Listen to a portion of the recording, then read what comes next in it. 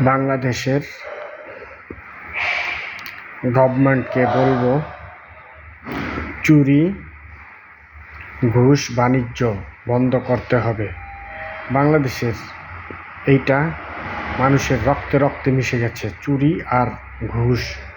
এই ঘুষ বাণিজ্য থেকে বাংলাদেশের মানুষকে বাঁচাতে হবে, সাধারণ মানুষকে বাঁচাতে হবে, নিরীহ মানুষকে বাঁচাতে হবে।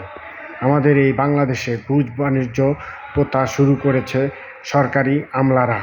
এই আমলাদেরকে আমরা সবসময় ঘৃণা করি।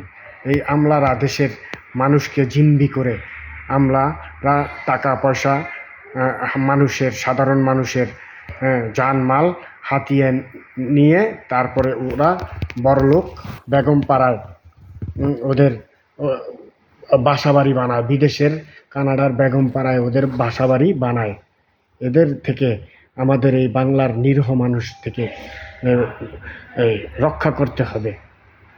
আমরা সবাই বাংলাদেশি, আমরা দেশপ্রেমিক, বাংলাদেশকে ভালোবাসি। আমরা বেঁচে যাব যতদিন বেঁচে থাকি। এই বাংলাদেশের